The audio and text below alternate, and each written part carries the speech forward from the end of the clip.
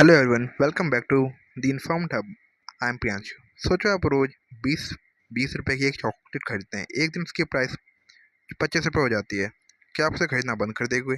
शायद नहीं।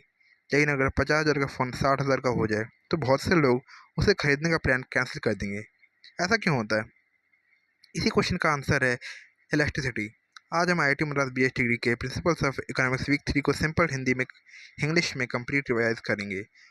तो सबसे पहले समझते हैं व्हाट इज इलेक्ट्रिसिटी। इलेक्ट्रिसिटी का सिंपल मतलब है रिस्पॉन्सिवनेस, यानी जब प्राइस, इनकम या किसी रिलेटेड प्रोडक्ट की प्राइस चेंज होती है, डिमांड या सप्लाई कितनी चेंज होती है। अगर डिमांड बहुत ज़्यादा रिएक्ट करे तो उसे इलास्टिक कहते हैं, और अगर बहुत कम रिएक्ट करे तो उसे इन इलास्टिक कहते हैं। Types of demand electricity.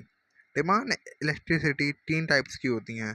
पहला है इलेक्ट्रिक डिमांड, जहाँ इलेक्ट्रिसिटी 1 से ज़्यादा होती है। इसमें प्राइस थोड़ा सा बढ़ता है और अब डिमांड बहुत ज़्यादा कम हो जाती है। लग्जरी प्रोडक्ट्स और जिनके बहुत सब्स्टिट्यूट्स होते हैं, उनमें ये देखने को मिलता है। दूसरा है इन इलास्टिक डिमांड, जहाँ इलेक्ट्रिसिटी 1 से कम होती है। इसमें प्राइस बढ़ने के बाद भी डिमांड में ज़्यादा फर्क नहीं पड़ता। सॉल्ट, पेट्रोल, मेडिसिन, इसके हम एग्जाम्पल समझ सकते हैं।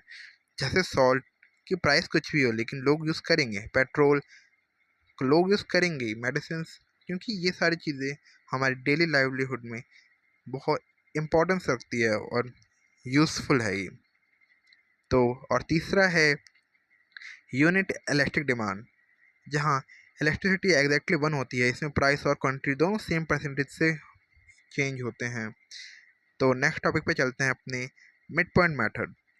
अब एग्ज़ाम का सबसे इम्पॉर्टेंट कॉन्सेप्ट, इलेक्ट्रिसिटी को कैलकुलेट करने के लिए IIT मद्रास असाइनमेंट्स में generally mid point method use किया जाता है। इस मेथड का फ़ायदा यह है कि चाहे प्राइस इंक्रीज़ हो या डिक्रीज़, आंसर सेम आता है। इसीलिए कैलकुलेशंस में हमेशा मिड पॉइंट फार्मूला यूज़ करना सेफ रहता है।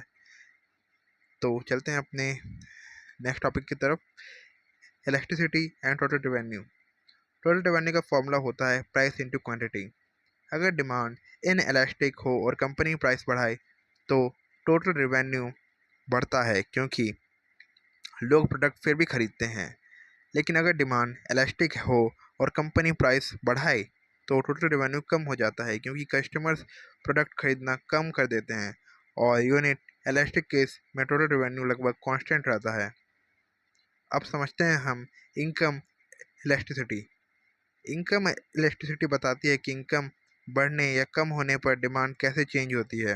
अगर इनकम बढ़ने पर डिमांड भी बढ़े तो उससे नॉर्मल गुड कहते हैं, और अगर इनकम बढ़ने पर डिमांड कम हो जाए तो उसे इन्फीरियर गुड कहते हैं। जैसे लोग इनकम बढ़ने पर पब्लिक बस की जगह अपनी कार या कैब यूज़ करना शुरू कर देते हैं। आई होप आपको समझ आ रहा होगा। तो अब समझते हैं cross price elasticity. Cross price elasticity related products के बीच का रिलेशन बताती है। अगर टी की प्राइस बढ़ने पर कॉफ़ी की डिमांड बढ़ जाए तो दोनों सब्स्टिट्यूट्स हैं, और अगर कार की प्राइस बढ़ने पर पेट्रोल की डिमांड कम हो जाए तो दोनों कॉम्प्लीमेंट्स हैं। आप समझते हैं प्राइस इलेक्ट्रिसिटी ऑफ सप्लाई। अब बात करते हैं सप्लाई की। प्राइस इलेक्ट्रिसिटी ऑफ सप्लाई बताती है कि प्रोड्यूसर्स प्राइस चेंज होने पर प्रोडक्शन कितनी जल्दी बढ़ा या घटा सकते हैं।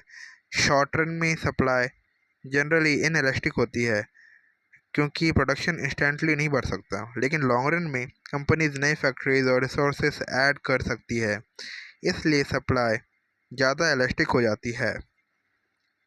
कुछ ज़रूरी एग्जाम्पल्स पे चलते हैं। अब एग्ज़ाम के लिए 3 बातें याद रखिए। पहली, कैलकुलेशंस में मिड पॉइंट फार्मूला यूज़ कीजिए। दूसरी, इनकम और क्रॉस प्राइस इलेक्ट्रिसिटी में पॉजिटिव और नेगेटिव साइन पर ध्यान दीजिए। और तीसरी, डिमांड कर्व की स्लोप और इलेक्ट्रिसिटी सेम चीज़ नहीं होती। तो इसी के साथ अगर आज की वीडियो से इलेक्ट्रिसिटी का कॉन्सेप्ट क्लियर हो गया हो तो वीडियो को लाइक करें, चैनल दी इन्फॉर्म्ड आपको सब्सक्राइब करें और कमेंट करके बताएं अगला IITM वीक किस टॉपिक पर चाहिए। Thanks for watching. मिलते हैं नेक्स्ट वीडियो में। Happy learning. Bye bye. Hello everyone, welcome.